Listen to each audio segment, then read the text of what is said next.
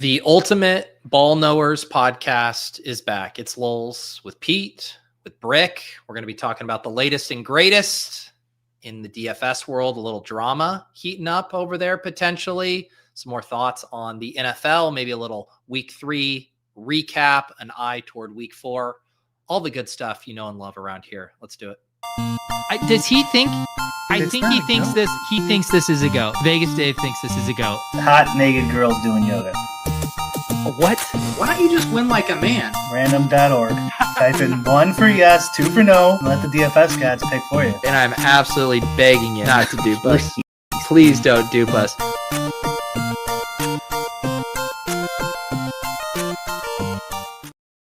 All right. Brick 75. How we doing this week? The Bears. They're the funnest team in fantasy football. You must be riding high. Back. I told you, Pete, this was their give the Bears fans hope for another 5 weeks game. That was definitely how that game was playing out, no matter what. I mean, it's one of those things where I feel like someone asked me about it, and I'm like, I think 2 things can be true. The Bears are going to be very fun this year, and also the Cowboys are probably the worst defense in football right now. And the Vikings might be pretty good, and the Bears could have beaten them. So yeah, I think that's kind of true. I mean, I don't know. They look better. We'll see. Yeah, I mean, first weeks were brutal. So I know a lot. I bet you how many Bears bags were you holding for best ball? A lot. Luther Burden, that rookie, is one of my most drafted guys. So seeing him get loose for that touchdown was very exciting. That was nice. He's also pretty cocky. You could tell whenever he catches a ball, it's a big spectacle. Yeah. It's also wild because he's still only getting, I think in week 3, he ran 30% of the routes. So they're still barely using him. But when he does come on the field, they're like, yeah, this guy's electric. We gotta get him the ball. Good. Yeah, I mean, at least their top 3 round picks are suiting up finally. So I know. Yeah, that it's just like, I mean, I guess Ben Johnson, it's just like, I mean, we see it. It's so frustrating because some of these teams will thrust the rookies into roles right away, and we're like, good job. And then some of them just are so stubborn and want to slow play it for whatever reason. And it's just like, it's agonizing because it's like, clearly Luther Burden is way better than Olamide Zaccheaus, but they're just going to make us wait a long time for it. Yeah, and why sign that guy in the offseason? That was a weird one. It was like the not as bad, but the when the Bears signed the backup quarterback for the Buccaneers. Why am I not thinking of his name? To that 3-year deal. Oh, no, I thought you were about to say Tyson Bagent again. No. Mike Glennon. Mike Glennon. Yeah, and it's like, why are we doing that? The Tyson Bagent is not. He's not over yet, Pete. You know he's gonna be in your life one way or another before it's all said and done. Hey, we had to hit our mandatory 1 mention of Tyson Bagent on this weekly podcast. Is this true? Don says, since this is Bears Talk Radio, can we talk about Nerdy Spot on XM Radio? Does he do a weekly spot? I'm going to talk to him after this show, so I'll ask him. I don't know. I didn't know. Don, I don't know if this is a bit. Is this a real thing? Give us some details in the chat. I also know Nerdy generally watches these live. So Nerdy, can you answer this question for us? Is it music related or DFS related? That's how you know. Okay, it seems like it's real. I'll find the link, says Don. Yeah, maybe we could review live. Wow. Let's see here. Did he tweet something out? No, Nerdy hasn't tweeted since like September. Oh yeah, he's barely tweeted. He's tweeted twice this month. Hey, there's a guy who sounds a lot like me, says one Mr. Daniel Hudge. Spill the beans, Nerdy. Come on. All right, it's Bears Talk Radio related. A guy who sounds like that would be hilarious if like just thrown to the wolves of like classic Bears Talk Radio. Nerdy was just talking about like his sim results for the week 4 DFS slate. He's just a closet Super Bears fan. He's been doing a Bears podcast we didn't know about. That's I mean, that was like we did the True Serum takes and Shady Advice came on and admitted that watching the games is more fun. It was a big reveal for a sim bro there. Watching the games is more fun than what? Well, I think now I'm like worried that I'm bastardizing what his take was, but he just said playing fantasy is more fun if you watch the games, I believe was the take. Oh, I think I agree with that. I think that's true. He also, so last week we were talking about the viral conversation in the best ball community, and then he did weigh in on it. This was like, I assume because we were talking about it on the show, he weighed in on it afterward. He said, "I can't believe this needs to be posted. Oh, right. A set of 100 advancing lineups are better and more likely to make the final than a set of 25. There's no reason to think that the 100 are less diverse than the 25, only that regular season exposures of their original 150 were," which I do think is a good point to make, that all of that conversation about it being bad was making the assumption based on the regular season exposures and not what the week 17 exposures were or whatever. Yeah. I mean, we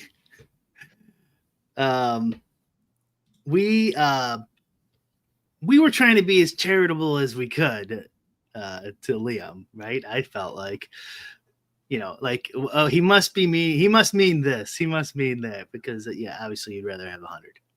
Liam's mad at me now because of probably that and my Swolecast overview jokes. He finally had enough, and he got me good, Brian. He got me good.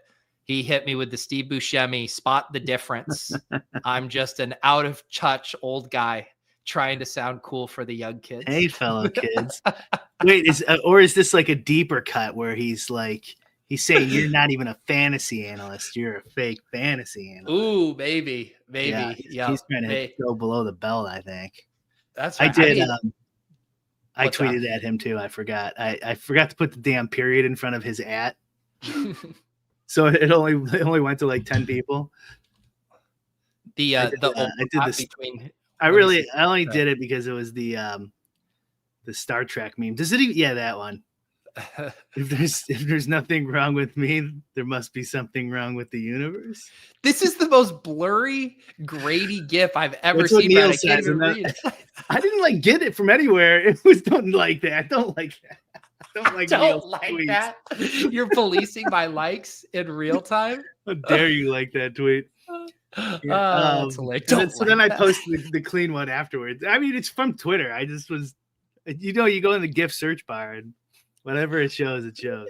I was just like, I did need you to translate this for me because I can't even read the text on this GIF. Oh my goodness. That was a good episode. That was. Yes. Man. Yeah. Thankfully, I think we've moved on from that 100 lineup discourse. One thing that came across my radar that's kind of lulls adjacent here. I saw this tweet. I'll pull it up from Travis Mangone, noted Run Pure Sports tout. He said yesterday, after 5+ years, I'm leaving Run Pure Sports. I want to thank the OGs, Big T, Jay Sarab, AP. Was a great time that I'll never forget. We built something special. Thanks to Wiley for helping with my exit and all of your support. I look forward to my next chapter. What do you think about this move? People always like it when we talk about, DFS maneuverings here. Yeah. Well, first of all, someone losing their job, it sucks. So leaving all that obvious aside, the bummer aspect of it, it's definitely interesting. Big T's bros dropping like flies over there. Run Pure, first hoop, now Mangone.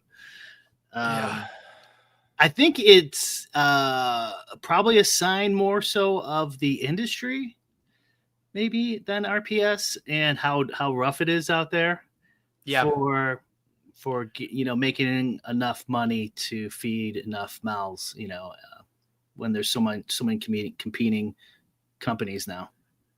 Yeah, and I will say, 5 years, in the realm of DFS job security, 5 years is a pretty long time to be with a single company. That's a legitimately good run. That's true. Has it been that long? That's what he says after 5 years. Yeah. Man, time flies. I kind of don't like the cordial nature of this though, Pete. It's not good for our show. Well, can I pull out my Brian Windhorst? So what do you? It's interesting that he separately thanks Wiley for helping with my exit and all. What? Wouldn't you just lump Wiley in with like thanks to everybody there? Like what does that mean? Helping with my exit? Yeah. That was I was thinking something similar like Wiley kicked him out, but he was at least cool and gave him like some sort of exit deal. Yeah, and they're also I don't remember the I don't know the org structure over there, but I wonder if there was some like equity involved there and maybe some type of like buyout. Pretty sure I would bet there was because he was in OG, right? Yeah, and they probably are like, take 5%, come with us. We're starting this thing. Yeah, and so you can't just get rid of them. It's also just like this isn't unique to DFS. This is like any startup or whatever, like when times are good and you're like hiring and you're growing. And then if things scale back, and then that's like, it's the reason why a lot of companies or operations try to stay so lean, even when times are good, because when you do have that pullback, then there's nowhere to save money other than, cutting, employees. This is pretty inside. I don't even know if I say it, but like me and Davis were talking about a side deal kind of thing. Like, I'm trying to like say it without like, it's not a big deal. We were just talking like business basically. Okay. And I was trying to explain that concept. It's like, there's not a lot of ways to split $20 these days. You know what I mean? Like there's like maybe in 1994, $20, that'll go a long way. Is Davis trying to get Run the Sims to pay paternity leave? Is that what's going on? He wants us to pay for his college savings program for his kid. Yeah, would Run the Sims 401k match. Yeah, we got to match his college savings account. It's interest bearing and tax deductible. No. Some like a tool idea. And it's like, yeah, like all these ideas are cool and stuff. And like, in dealing with coders too over the years and being like, hey, we need this, we need that. And like, or they'll have something cool. And it's like, it's cool. Your ideas are cool. You're probably good at making content, whatever it is. But there's only so much money to go around while, especially when the sportsbook boom happened and less advertising dollars went to DFS. And as the content market matured too, with ETR and other people and stuff like that. And there has to be a difference too, based on, and maybe you have insight. Like I assume with RTS, you guys are all collective owners. You guys just split whatever, revenue you guys make. Whereas it could be different if you have someone on a salary or whatever, right? Because it's different of just like, hey, whatever we get, that pie might be getting smaller, but like it is what it is, versus like you guys, if it's just an equity share or whatever, you don't have to let anyone go. It's just like, hey, if times get tough, it just means we're all getting less money. Right. Which means like that was going on here, I would guess. This is total pure speculation. Don't sue us. Financial advice. Yeah. Not financial advice. He was probably like 5% plus salary since he needs a job. Like he left a job, he needed a job kind of thing. Because I'm assuming he was working for Roto Grinders at the time 5 years ago, right? I believe that was part of the big exodus. Yeah. And so they were at least paying him what, 75 a show plus something maybe. I don't know. Yeah. I honestly for being in the industry, and maybe now I'm so like out of it just because I don't have like really any freelance gigs like that. I either have like big partnerships or like affiliate deals. So I like don't even have a frame of reference for like what an actual show rate or like DFS tout rate is. I have no clue. Yeah, I was really more, I wasn't trying to get dialed in the rates. I was more like pointing out, I'm assuming he must need he was getting money, where if it's just like, hey, you get 5% of what we get. Yes. And if we're not getting anything, you don't get anything, if we do well, you do well, where it's different if the market's going down but you're still locked into whatever you had to pay somebody. And I will say this tweet is ambiguous enough that it could have been that he applied for a job somewhere else and got a better offer. I was like, hey, I can go raise my income floor by accepting this job, maybe try to get Run Pure to match it. And they're like, yeah, we can't do that. And so it's like, all right, now I got a deuce. That would be great too, because then maybe we could get Big T on talking shit about Mangoon, it's something good for the show. Anything controversial. Yeah, Mangoon, if you want to, if you're watching and you want to come on and let us know what's up, you're welcome to. But like reading just into this way too deeply, I would assume he doesn't have anything lined up, but he still wants to be in the industry. For sure. So that means that he was making money and they can't pay him anymore. Yeah. Do you know, I don't know if it's just my feed. Have you, or maybe it's just no one's like winning it. I guess I haven't seen a ton of screenshot marketing from touts this year. I mean, I've seen subs, like I've seen some Saber Sim subs. Shout out to Tuna in the Deposit Kingdom Discord won $1 million on FanDuel a week or so ago. But I don't know. I just haven't been seeing a ton of like screenshots from the DFS sites these days. Yeah, it might be feed related. I've seen some, but I'm probably going to see more than you. I bet yours is more like best ball centric. Plus, like in our Discord and stuff, people are posting stuff. So maybe you're right. I don't know. Maybe it's selective. I think it's more.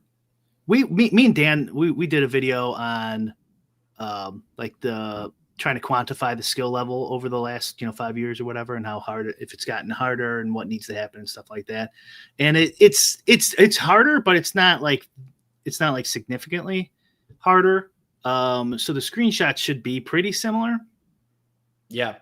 I mean, I think like 3-4 years ago, there was a big jump in skill level, and then the dip with sports betting and the marketing dollars. And then we've kind of like flatlined. Mm-hmm. So, yeah. I wonder if there's also an element. Do you think, one thing we've talked about over the years with DFS stuff and specifically even Run Pure Sports was the tribalism element. Like people love feeling part of a community, a tribe, with their DFS subscription. I wonder if there's been like a flattening of that a little bit with like how like content, like projections and then like tools, like people now I feel like maybe get their stuff more piecemeal from different stuff, right? Where it's like, oh, I use Saber Sim, but I like watching the Run Pure Sports show, or like I use ETR projections, but I like hanging out in the Ship It Nation Discord or whatever. Like I still like ETR seems to be like the closest thing to like covering everything for their users and having it. But I also wonder if people are just like grabbing things from all over these days, as opposed to like, I get everything from this one spot. Yeah, that's interesting. That's true. I mean, that's kind of what we're doing, Pete, right? Like, we do content with you, Neil, and then Adam does stuff, but like, we're kind of going out to you guys more than building up our channel. So yeah, I mean, I guess, ETR too, though, because Adam and, Silva have such big followings too. Like they don't really need to. They didn't even need to from the beginning. Yeah. Pretty much they can handle it all. So they're kind of singular. I mean, it makes me think though with the like, first of all, from these content guys, like we said this years ago, you got to be like careful because, and I'm not accusing Big T of doing this at all, but like just in general, like if you're a content bro, like these guys can hire you, use you to like, they feel like, oh, now he's not bringing any more subs in, and we got all the people he's influenced. I already know who we are. Bye. I'm not saying that's what's going on here, but you definitely have to be wary of that. So like maybe he get picked up by another place, but they're only going to keep him for 6 months or something until his followers. How many's he got? 12,000. That's plenty. It's plenty. And I will also say, we talk a lot about almost like fake followings, or, someone who has like 200,000 if they're a legacy media, but they don't actually use Twitter. Like Mango, like when all the sports betting drama was going on, this guy I saw him in the spaces, I forget, Elf, is that what it was? The Elf spaces. He was in there mixing up, like very active in Twitter. Like he would strike me as like a really good employee to have because he's there talking to people, getting the name and the brand out by mixing it up. Like his 12.5K followers are worth way more than some legacy journalist with 100K who never posts. Right. For sure. Yeah. He's not getting random. He's not paying for followers. He's not getting random followers who read like one article and then forgot to unsubscribe from your Twitter feed or anything. So that is helpful, but like it's also like, I mean, it makes a lot of sense for a site to like hire him for 6 months or something, 6 months or a year. I'm just saying, watch out for that. Yeah, and the other element of that is, you run the risk of, pissing off your own subs. Like I assume he's built up his own core fans there, people who love tuning in for his shows, or whether it's a specific article or whatever it is that his responsibilities were. Like people get used to that, and then you're looking around me like, hey, this was one of my favorite things or pieces on the site, and now that's not here anymore. That definitely happened in Stochastic, I would say, with Neil and Adam. Yeah. Oh, you're right. That was the huge kind of blowback to that move. Yeah. That one for sure was like, ooh, this is upsetting a decent amount of people. So yeah, it's definitely tricky. But like I could see from like Wiley's perspective, like we're not getting any new subscribers from this relationship. It's mean or whatever, but like there's only so many ways to split $20, like I was saying, so like what are you gonna do? Well, and like the luxury of a business that's running well is then you can focus on things like community and like that alchemy of like everything that goes into like a company that's firing on all cylinders. But when money isn't going well, it's like community takes a pretty big backseat to like, we just have to be in the green, like we can't be losing money at like, and then that stuff becomes less important. And then you have to deal with the ramifications of that. I will say too, and again, I probably just in too much of an underdog bubble, but yeah, I haven't seen or heard much from Stochastic this year. Well, that's true me either, actually. But I mean, with PrizePicks, I'm assuming you saw the PrizePicks. Yeah, we should pull that up. What was it, like 1.6 billion valuation on 62% of the company? Yep, something like almost exactly like those numbers, 60%, something like that. But like it just like makes me think of that, similar to the concept of how to use content creators. Like, I mean, they're not using they're everyone benefits in these relationships, but content creators made these two sites, PrizePicks and Underdogs, in my opinion. No, for sure. It's hard to say made. There's a lot of work into this stuff, but man, like look at the difference between 1.6 billion for 60% of a smaller, what we would think of as a smaller company, to where like they can't hold on to Mango, even though I bet they probably wanted to. I bet Big T wanted to. Yeah. And the like all that money flows to PrizePicks. Yeah. No, it's true. And it was I think Levitan was talking about this on his solo pod and was talking about this initial article, and the CEO of the company, who acquired this 1.6 billion stake, and talking about the social aspect of sites like Underdog and PrizePick and like the community element.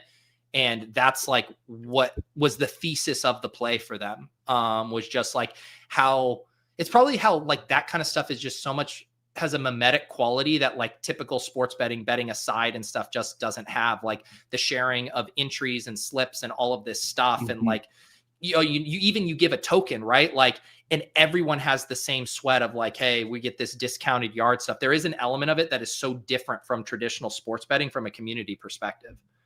Yeah, it was a real sharp move, in my opinion. You see it everywhere. It might be getting oversaturated, honestly, on some like content creators. But it worked really well, because if this is 1.6 billion, Underdog's got to be triple. I don't know. PrizePicks is a much bigger company right now than Underdog. Yeah. Okay. Their market share of this type of gaming is definitely bigger. And I think Underdog, when they did their recent raise, I think they raised at like $1 billion valuation. And I think this put the PrizePicks valuation at over 4 million, right?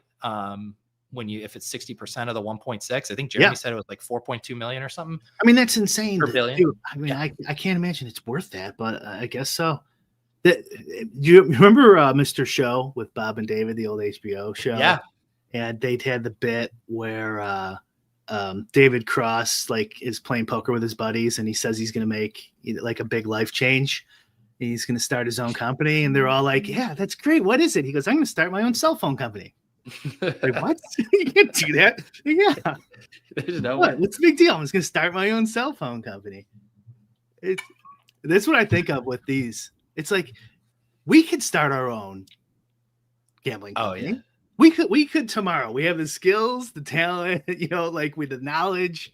We know we could probably do it better in a lot of ways. We have coders, we have customers, we could do it tomorrow. But why can't we? Right? Who are these guys who get through this regulatory hurdle? I work there. It's impossible. It's great. Well, and it makes me think too of like, Underdog. It sounds like they've launched this is the CEO of crypto.com. Jeremy had tweeted out Underdog was number 1 in the sports betting apps in the App Store there. I believe this must be the Apple store there, Underdog ahead of FanDuel, DK, PrizePicks even. And then the CEO talking, "We're blown away by the early success of the Underdog partnership with tens of millions of contracts traded during the last week of football. They're the perfect partner, and we see firsthand why they're the fastest growing sports business. They mastered that crypto.com integration with awesome UX and flows, giving their customers exactly what they want." But yeah, I was pretty surprised like how quickly that happened with the partnership with crypto.com, and then getting that, like, people were betting on sides like in California, like a day after that partnership was announced. Like these companies are moving very quickly with how to handle this regulatory landscape for sports betting. Yeah, which it has to be a combination of navigating it and also navigating the legislatures and just doing it and just gambling that you don't get sued into oblivion, which is, I mean, it's also part of it is like being at the right place at the right time. Like, I'm thinking like also like the sweepstakes sports books that are out there. It's like those could be shut down tomorrow. Yeah, they could, or they couldn't, or they could be selling for 1.6 billion in a year and a half from now for 60% of the company. It's pretty crazy, but like, I don't know. Once you sell though for that amount of money, you must have some legislative guarantees already locked down. You would no one's think paying that's 1.6 billion unless you're locked in. That's a ton of risk for sure. Mm-hmm. Yeah, that's a good point. And I think there's probably some baseline of comfort or assurances when you have those licenses and you've been operating in those states. And they're not, I mean, as far as I know, I'm sure they're exploring it, but there's like their core business model. Like, obviously they want to be legal in every state and have all of that. But it's like, if they're already making this kind of revenue just by peer-to-peer and fantasy gaming alone, like that's what you're buying. And maybe everything else is just gravy on top of that. For sure. And if you think about like the way people want to bet single game parlays, etc. anyways. So it's like, if the one thing you can't offer is the thing the consumer wants to play the least anyways, like how big of an issue even is that? Yeah. Yeah.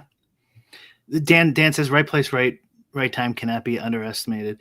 I mean, I totally agree. It's just gambling is so unique or so singular that because it's such a highly regulated environment.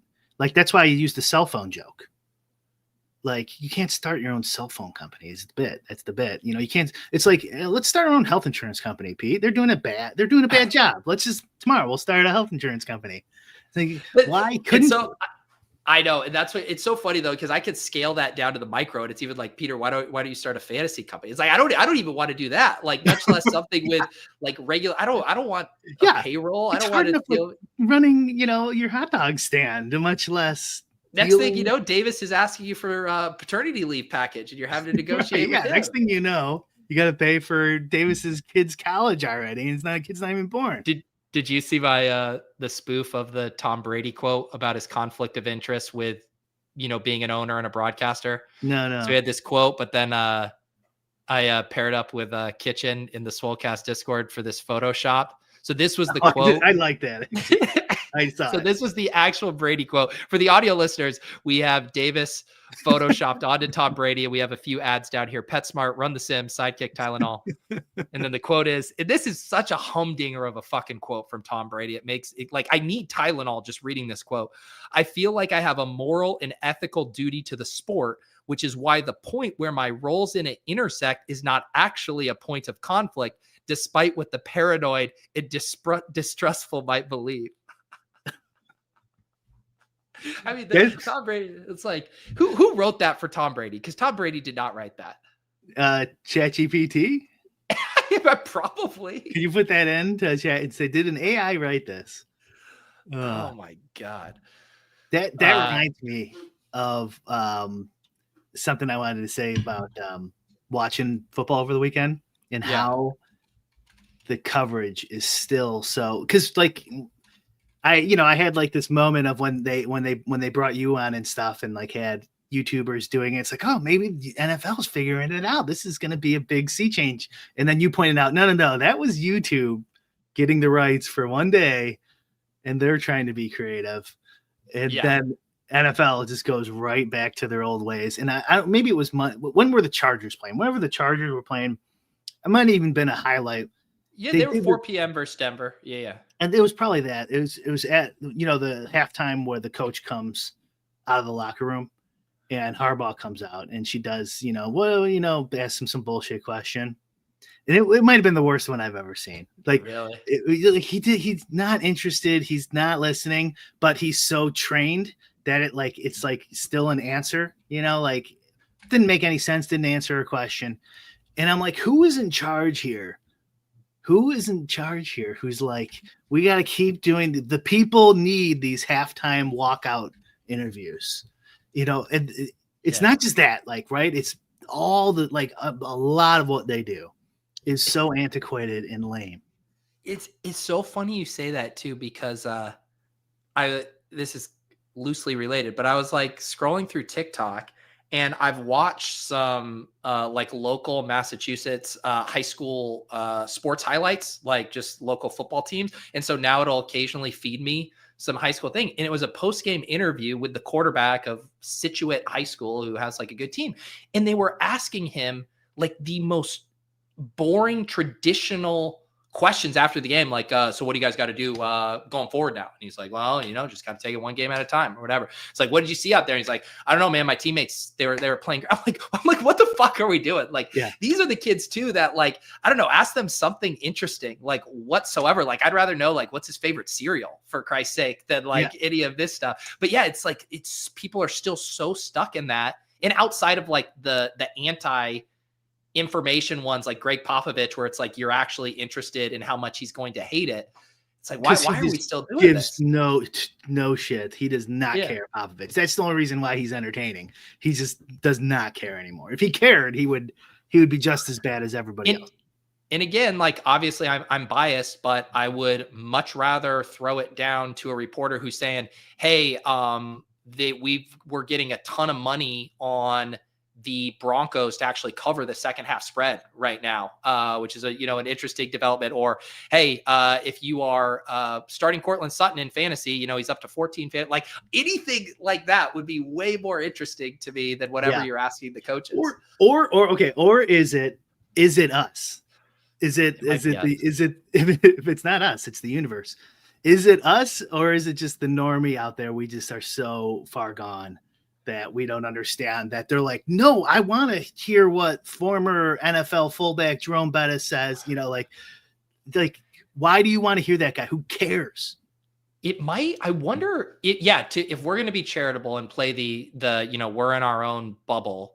I wonder if there's just like this comfort food element to it, of it's almost like white noise, in the same way some people might throw a baseball game on and take like a nap in their lazy boy chair, where it's just like, this is what a program is. You throw to the sideline reporter, you go to all the suits and this, and it makes me feel like this is football. And this is like, and anything that's a departure from that challenges me or annoys me, I'm like, I don't want anything to do with this. I mean, I'd love. At least that's a coherent reason, right? They're like, no, if we go too far away, whatever the reason, like at least they have like an argument.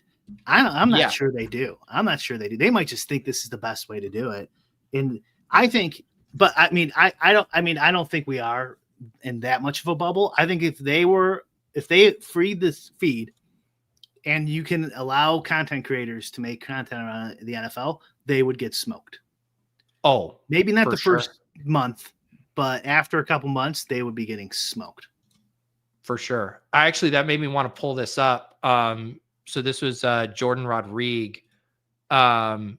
She said, she's a beat reporter or senior writer, for The Athletic. And she has a lot of connections with the Rams.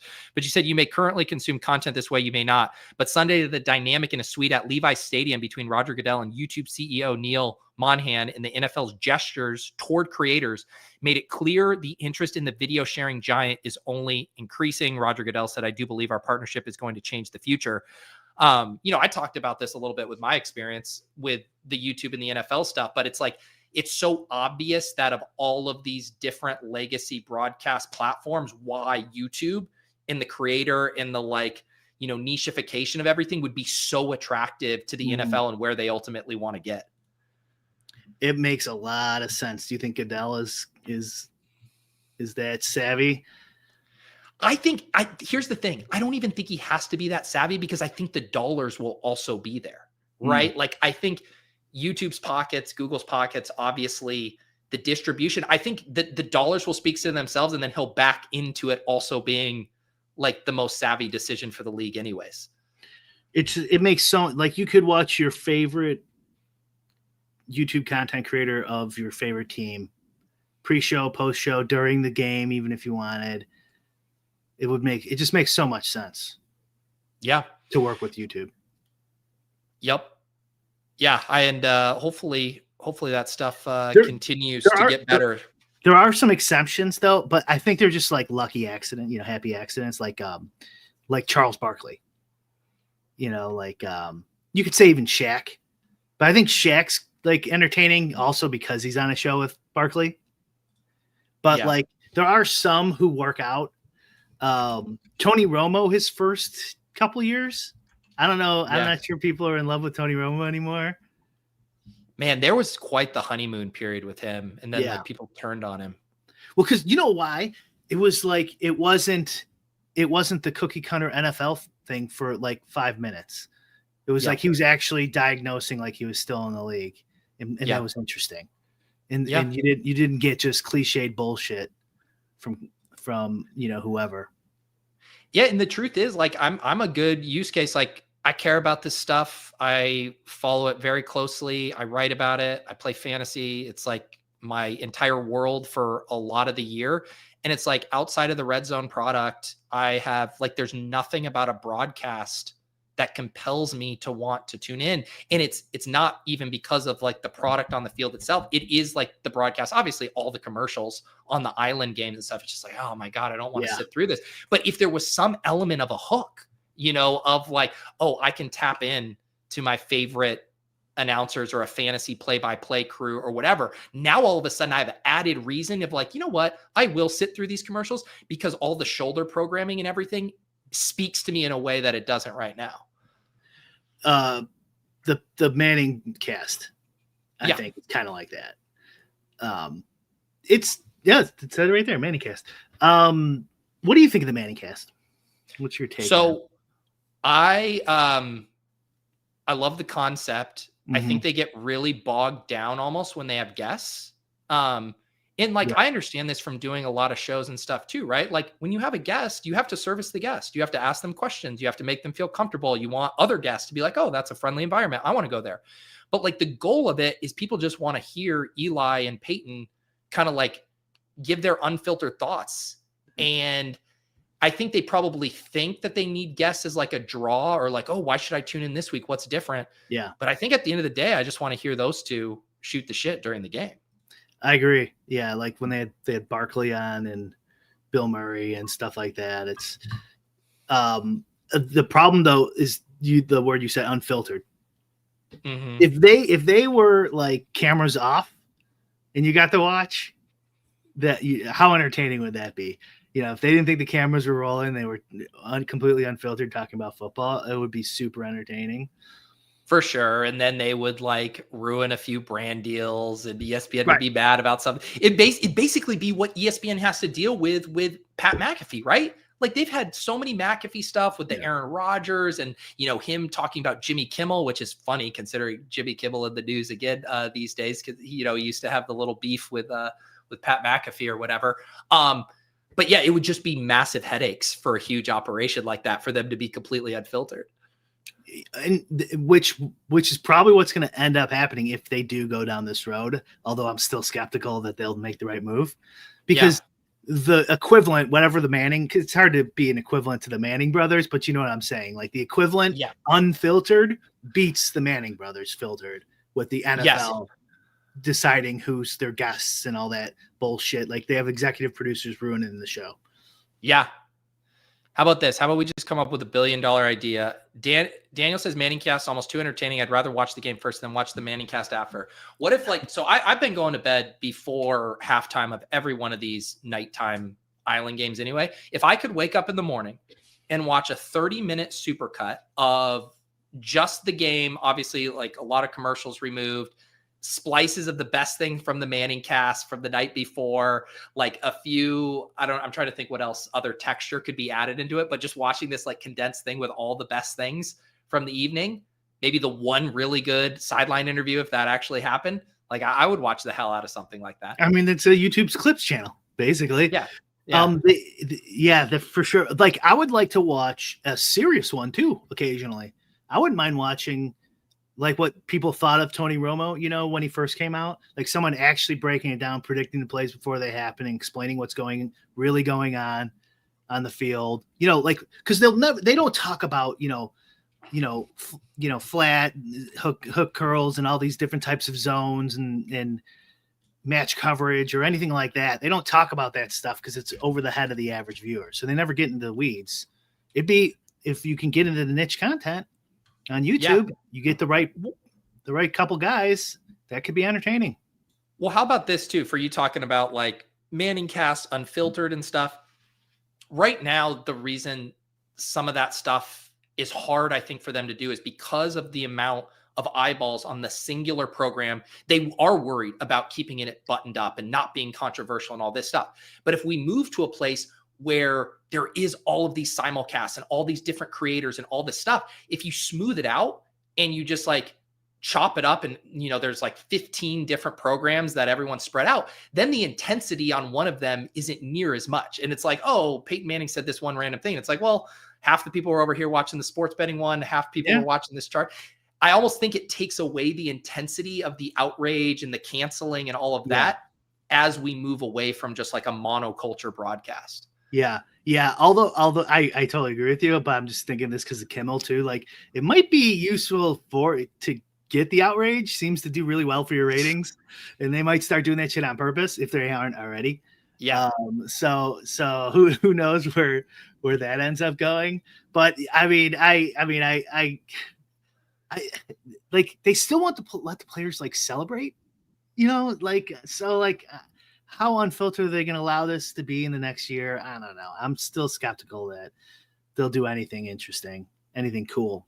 They'll probably do some small stuff, but I think it's a couple years away. I think it's going to like the small little shifts, like it just like doesn't work or it doesn't move the needle. It's going to have to be something like YouTube winning the rights for the plurality of the NFL experience. And then they say, all right, we're going all in. We're going to leverage the creators as being a huge part of this distribution. We're going to let a select number of creators do simulcasts, the things we've always talked about wanting to be able to do with these games. But I do think YouTube would be enough of a paradigm shift to actually make some of these changes happen. Right. YouTube is perfect. If they pull that off, that would be great. But then they're doing this piecemeal stuff, like one game with Amazon, one game with YouTube, one game with Paramount. They're dating. They're dating right now. They're going around and they're saying, all right, Netflix, how you looking, Amazon, who's ready to handle this? I mean, if you're getting all your dinners paid for, Pete, maybe they continue to date and instead of locking in YouTube. Yeah. locking down that ring. Yeah. Yeah, I need to read the rest of this article. I'll drop it in the chat if you guys wanted to check this out from Jordan Rodrigue here. Let's see, Brian. Anything else on the Run the Sims front? Now we got 3 weeks under our belt. I saw somebody in the chat was asking if the Nerdy Tenor Brian Underdog Sims streams were gonna come back. Any updates on that? We haven't talked about doing it new. Maybe we'll do a show. We gotta talk to Davis. I don't know. You know what we could do? We could do because we're obviously doing if there's a week that Yuta can't do Bully the Sims, we could do like you and Nerdy and do an underdog version in that spot. Or in Davis. Just basically if we want to, because it's already sandwiched in between the JM show and my underdog show, so it could be like a tweener one where we do some weeks where it's underdog focused. Okay, that makes sense. The reason we didn't kind of do it, well, we didn't really, we kind of were talking about it, and then it was like one of those things we just for some reason stopped talking about it, so it never happened. But like there's only so much time now, especially with all the extra stuff we have to do nowadays, that we don't have a best ball product or anything. Like we're just doing a show. I don't know, it just seems like a misallocation of resources when we have responsibility to do, run the Sims at this point, or Endgame or something like that. So I don't know. That was all my thoughts on it, but we probably should do something. Yeah, I don't think it has to be but doing like a couple of them, showcase the draft caddy, the ownership percentages, obviously Nerdy's sim data from the slate. I continue to be the one badgering him for those in the in-game syndicate Discord. He even was such a mensch that he ran it twice for pre-Jaden Daniels injury news and post Jaden Daniels injury news last week. Wow. And guess what, Nerdy? You're going to have to do it again this week because he's got the Q tag again. We should put that on API, Dan. Put it on API, and then we'll just populate it right on the caddy. There you go. There you go. Did you see, speaking of AI, Dan mentioned AI in the chat. The MLB is doing balls and strikes AI for challenges, I think. I saw that, and it's something they've been testing in the minor leagues since like 2022, right? Or no, not. Maybe this was just the robotic umps or whatever. Yeah, the balls and strikes. I think they've been doing that for a while. But the kind of, first of all, I think it's just challenges. But of course, everyone goes to they're replacing the refs, they're replacing the umps. And I read that and I'm like, why are we being so precious about that? It's like we've had Uber disrupt the taxi industry. We've had Airbnb disrupt their job except the referees and umpires. Yes.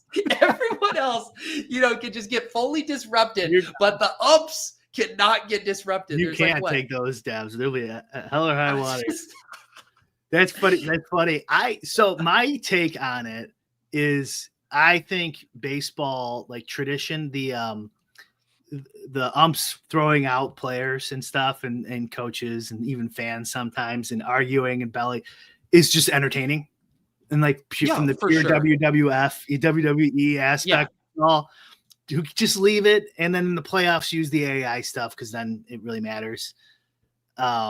Just for entertainment reasons. That's why I would leave it. But yeah, there's no reason other than that. Just get rid of them fully. Who cares? Yeah, I know. And it's just if we're, people talk about it with the NFL, right? And the, putting the chip in the ball. And it's just no one, like Nerdy says, you're still going to need umps for other plays that are happening. But it's anything that can be done perfectly by robots and chips and AI. Why aren't we doing that? Especially MLB too. We talk about it as so you're trying to pacify the legacy fan who loves this element of baseball, but to actually grow the game. You need to be like speeding things up. You need to be speaking to younger people and whatever. I don't think younger people are going to be pissed off that like balls and strikes are getting called faster because of they're not even watching baseball, unfortunately. Exactly. That's something that needs to change. I've been saying this for a while. Like, it's just combine it. Give the ref a little buzzer in his hand, and then he could do the show like Leslie Nielsen from Naked Gun, right? Dude, how about this? Buzzes, whether it's a strike or not. Yeah. I love this buzzer idea. I also love this, Brian. They give their ruling, and then we go to the official, whether they were correct or not. And then you build up like a track record in a percentage. Like, this ump is right 98% of the time. Guess what, buddy? You get to stay. You had your job. And then this guy's like, dude, he's getting overruled like 64% of the time. It's like, all right, you got to go, brother. They already have that, Pete. They already have that. All right. They have the ratings in these umps and how they do. They are to actual. I should have known. Baseball has a fucking stat for every single thing. That's the funny thing about. Although baseball also is probably the most traditional. Yeah. But yeah, it is so stat oriented. I'm surprised that they haven't flipped immediately to just going to the computer. Yeah. Angel Hernandez. He retired though, right? I think he retired. There you go. I think you could get me back to watching baseball if Nerdy's idea got implemented. If the ump gets it wrong, he gets a small electric shock that increases over time. That's some good negative reinforcement there. Just legalize roids. Come on. Let's go back to the good old 90s. Yeah. That was when baseball was baseball. Don says players, I think, do like the stylistic portion of the game where they know today this ump will give me X or Y part of the zone. There's like that element in a lot of sports, right? Where it's like, these basketball coaches working the refs on the sideline, on them, and then you finally get them to swing that call because they're just like, shut the hell up, man. Right. But if you own the league or something, right? If you own it, why would you care what the player, You just exactly. Yeah. Like, no, but we like it this way. Like, yeah, that's great. Okay, yeah. You pat them on the head and go change it. Who cares what they want? Like, whatever's best for the game. Even though if they'll be 5% less enjoyable. Who gives a shit?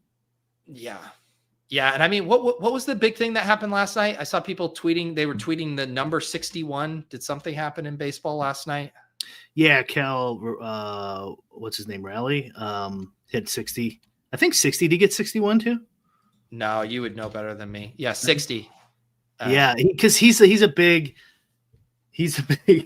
of a big dumpy looking guy, and then like when they interviewed him, he's like, "Let's just win the whole fucking thing," and then everyone loved it.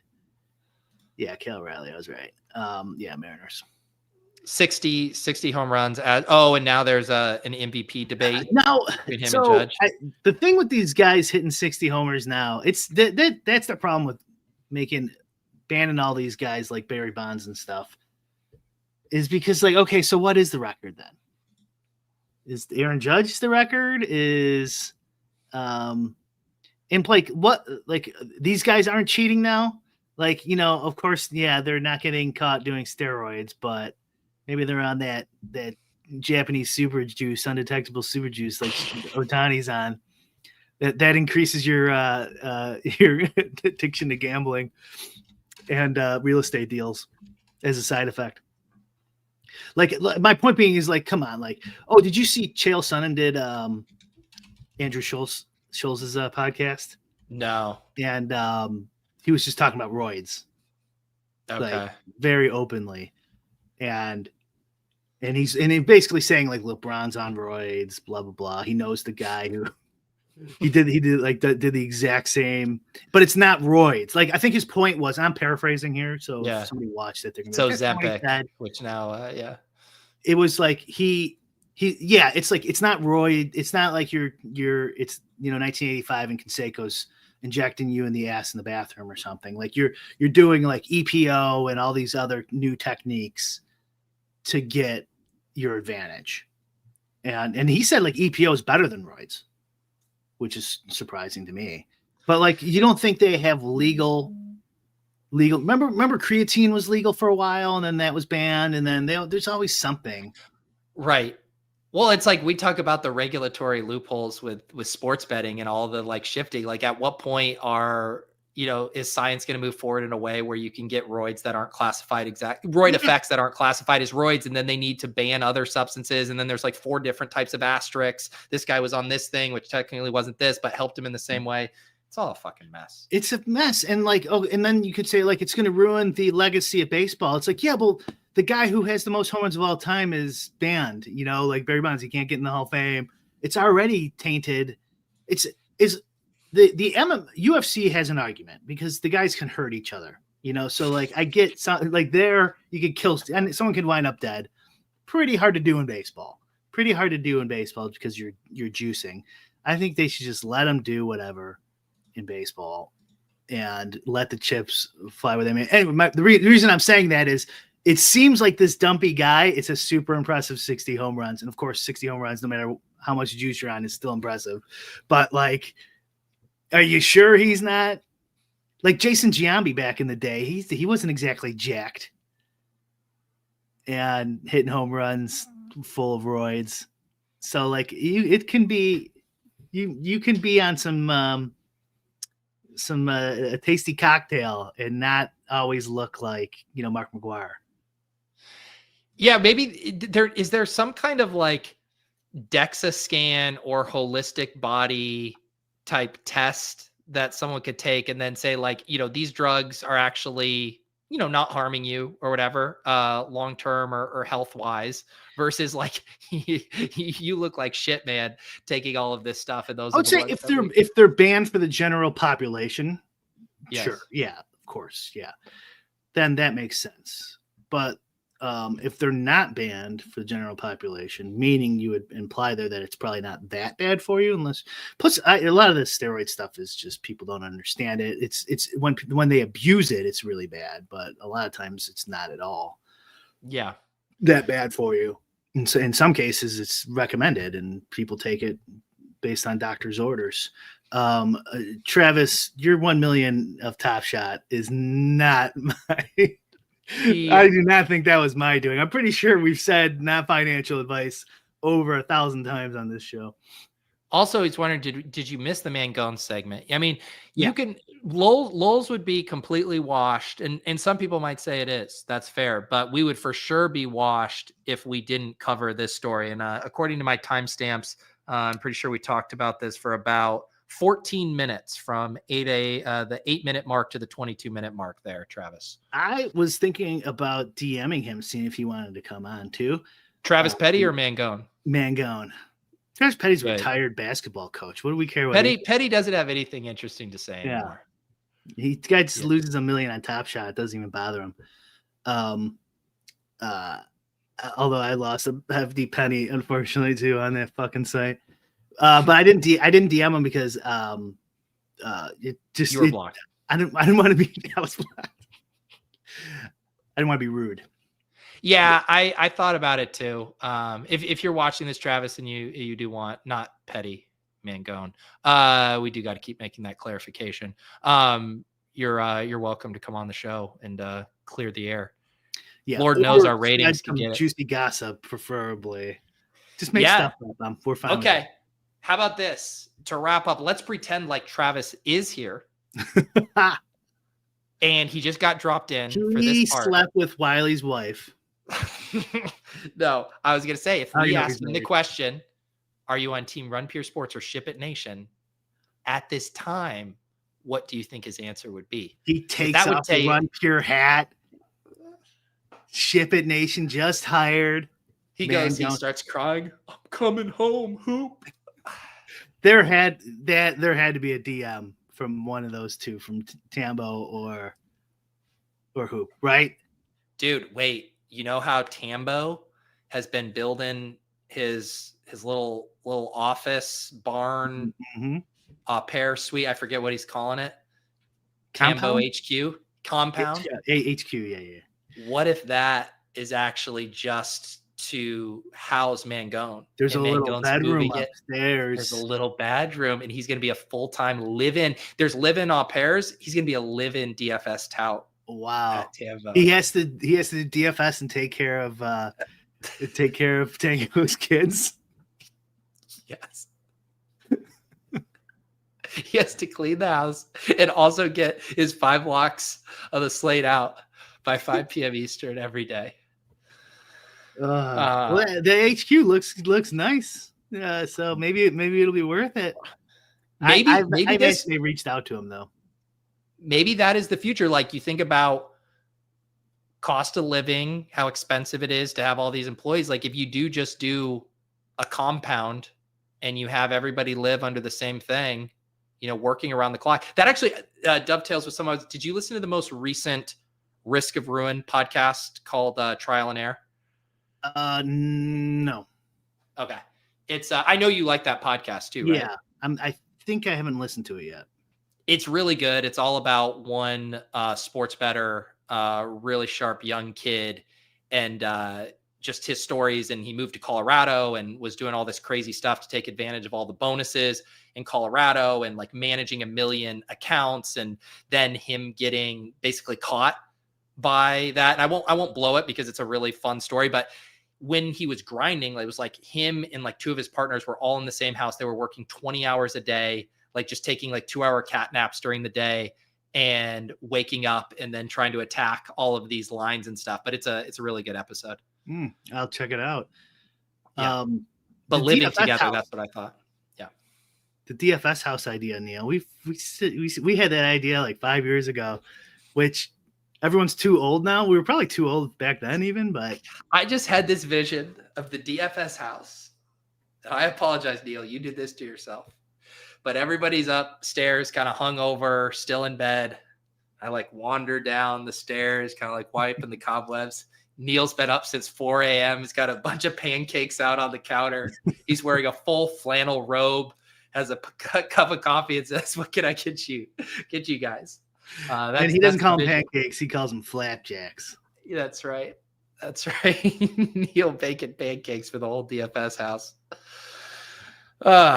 There you go. All right, Brian. Anything else you want to get going here? I have the Battle Royale Bash here in about a half hour. If you guys are YouTube members and want to draft teams with me, hop in the chat. We'll spin the wheel. Anything going on? What about a new Run the Sims show starring Travis Mangone called Running Pure? I like that. Or how about a new show called There Can Only Be One Travis, and we put Travis Mangone and Travis Petty in the same room and they fight till the death. Yeah. And then the winner. That I'd watch. Yeah. Who do you think would win in that? I mean, Petty's kind of tall. Mangone, though, could be scrappy. I have no idea. I think Mangone's kind of short, but I don't know. That low center of gravity could. I mean, Mangone wants it. He might want it more. He might. More motivated. Mm-hmm. Yeah, Neil, just let us know how we RSVP for the DFS House B&B that you are going to run. I can see Neil putting little mints on our pillows before bed each night. The hospitality would be top notch. I know. Yeah, Neil's show's doing pretty solid this year. He's getting some good showdown views. Yeah, he's the showdown king of YouTube.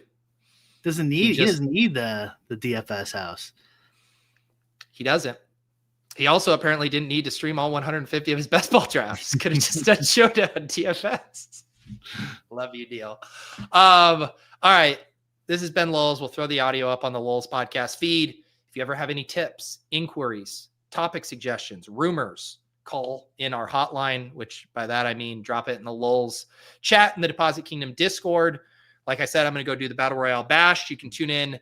Who's going to be on Bully the Sims tomorrow? Are you back in the saddle with Yuta? Are we doing just Yuta? What are we doing? I was going to ask you what you want to do. We could talk about it after the show if you want. Sounds good. We'll figure it out, but we will have some representatives from Run the Sims on the show tomorrow if you guys want to get all of that DFS content in. Otherwise, we'll see you guys next Thursday at 1:30 p.m. Eastern. Peace.